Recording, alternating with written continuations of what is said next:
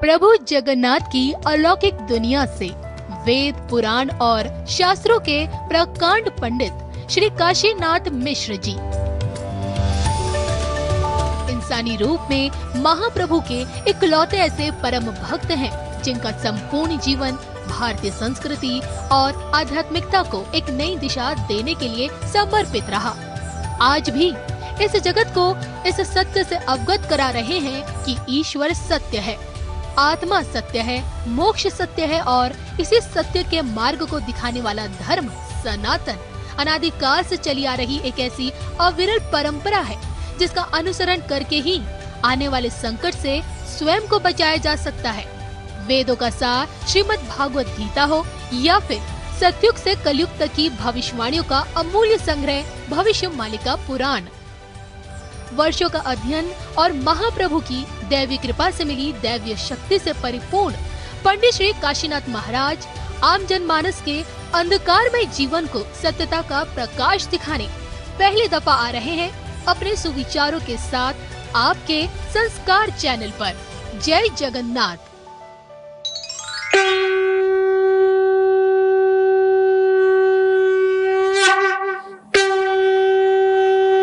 और ऐसे समय पर आप त्रिकाल संध्या करें। भगवान की 10 अवतार, भगवान की 16 नाम, माता राधा रानी, माता दुर्गा देवी का स्तुति और माधव नाम निरंतर भजन। माधव माधव माधव माधव माधव जय जय माधव माधव माधव माधव माधव माधव माधव माधव माधव जय जय माधव माधव। ताली बजाइए। माधव माधव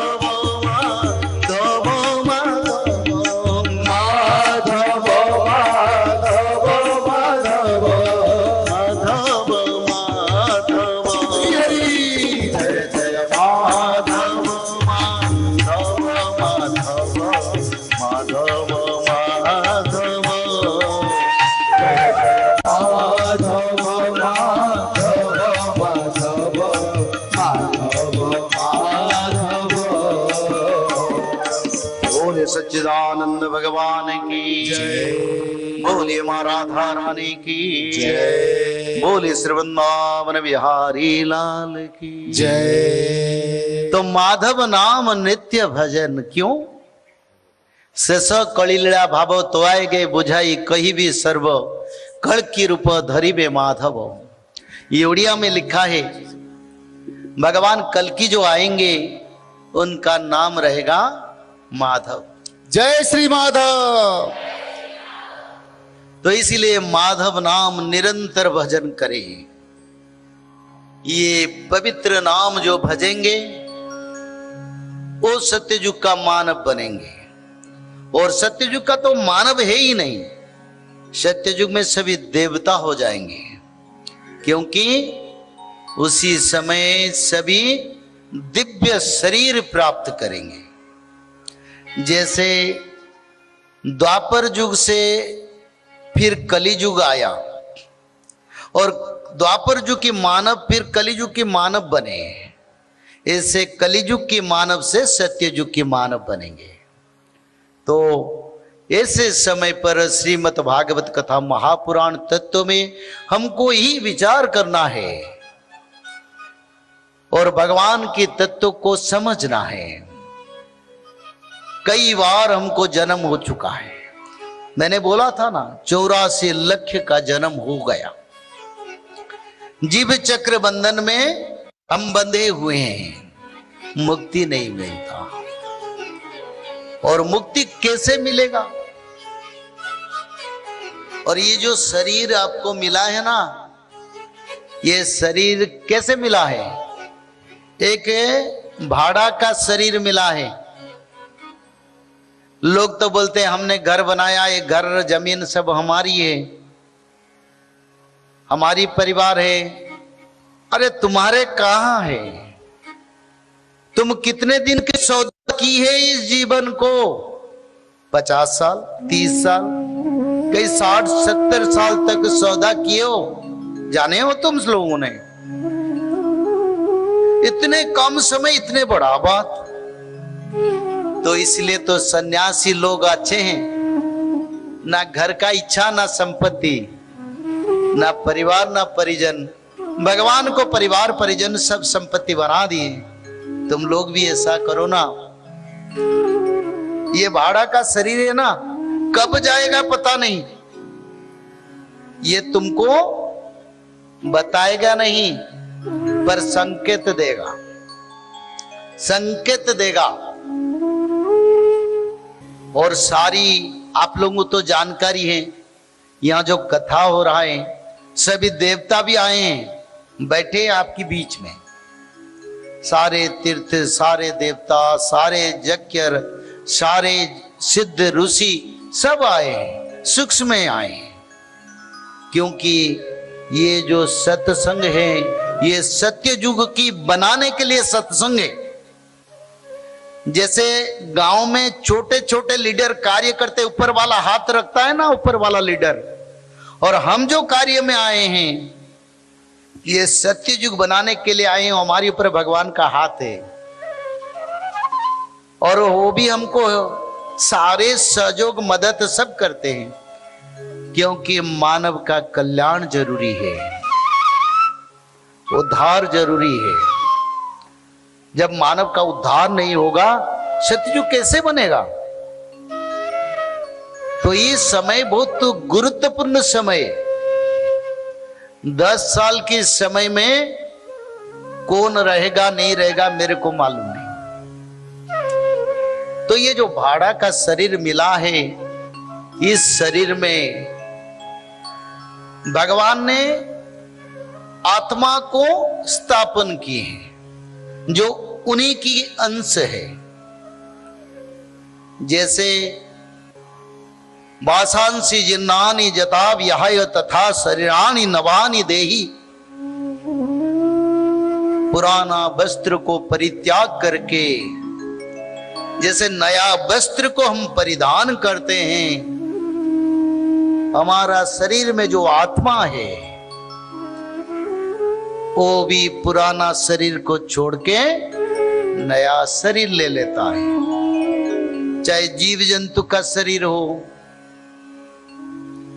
चाहे कुत्ते घोड़े बिल्ली का शरीर हो, चाहे वृक्षों का शरीर हो, चाहे प्रेत लोक भूत लोक का शरीर हो, किसी की ना किसी शरीर मिलेगा। तो ये शरीर जो मिलेगा ये बंधन चक्र में आपको बंध के रखेगा। तो किराए का घर को मिसयूटिलाइज मत करो। किराएदार बार बार बोलता है हम घर को साफ सुथरा करके रखो, और भगवान भी यही कहते हैं मैंने तुझको शरीर दिया और इस शरीर में कितना दान किया, कितना पुण्य किया, कितना नाम किया, कितना भजन किया, कितना कीर्तन किए, कितना गरीबों का मदद किया, और कितने समय सत्संग में तुमने बैठाया, तब तो तुम्हारा किराए का शरीर पवित्र होगा ना। अगर किराए का शरीर को पवित्र ना करो तब तुम्हारा जीवन निष्फल है। अगर मृत्यु हो जाएगा तो क्या होगा, उसका बाद क्या होता है? लीगल हेयर को क्षमता मिलता है। कौन? आईनगत अधिकारी। किसी का मृत्यु हो जाए, बहुत सारे संपत्ति बैंक में है, तो सोचेगा मेरा तो मृत्यु हो गया, तो वैसे समय पर जब हम कथा को आए ना, तब सामने भैंस खड़ा हुआ। जब कथा को आए कोई लोग नहीं थे, कुछ नहीं थे, निकले घर के सामने भैंस खड़ा है। मैं बोला ये असुर कहां से आके खड़ा हो गया? तो गाड़ी चलाने वाला को बोला बोलो ये हमारी परेशानी के लिए सामने आके खड़ा है, क्योंकि शुभ कार्य से निकलने एक भैंस कहां से आ गया, और हमको देखे तो फिर चल गया। क्योंकि कली व्याघात करता है, इस जैसे आवाज ना, ये कली परेशानी करता है, डराता है, कहीं डर जाओ। क्योंकि भक्त तो कभी डरते नहीं। अरे जो बेच दिए हैं शरीर भगवान को, वो डरे कहां से? तो ऐसे ये जो भड़ा का शरीर को भगवान कहते हैं निर्मल हृदय पवित्र करके रखो। और कैसे निर्मल होगा?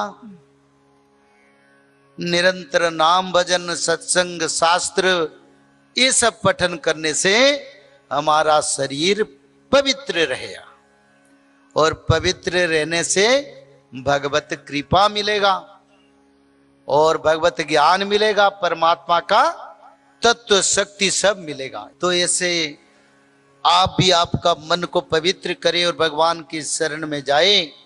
निर्मल मन जन सोमय पावा, छल कपट छंद छिद्र न भवावा।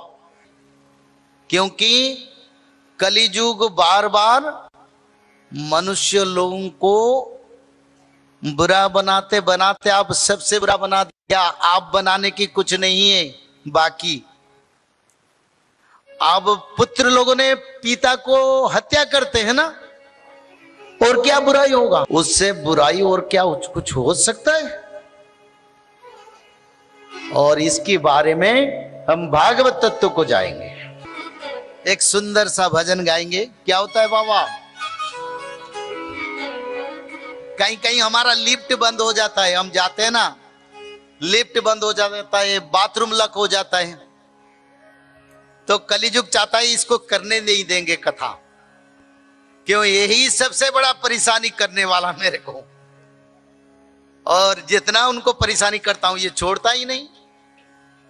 क्योंकि भगवान का कृपा है, हम छोड़ नहीं पाते। और कलिजुग से सत्ययुग को मानव लेने के लिए भगवान जगन्नाथ की कृपा, मां राधा रानी भगवान कृष्ण की कृपा आपको प्राप्त हो, और भगवान के शरण में जाए, जीवन को सार्थक करें। एक सुंदर सा भजन गाएंगे इसके बारे में। इसके बाद फिर कथा की ओर चलेंगे। बोले श्री वृंदावन बिहारी लाल की जय।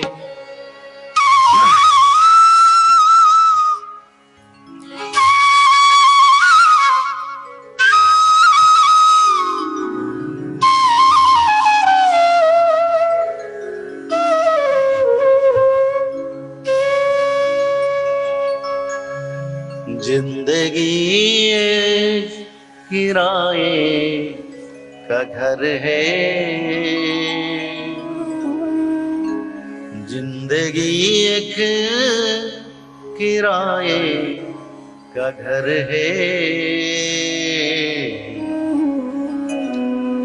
एक ना एक दिन बदलना पड़ेगा। ये जीवन एक किराए का शरीर है, एक ना एक दिन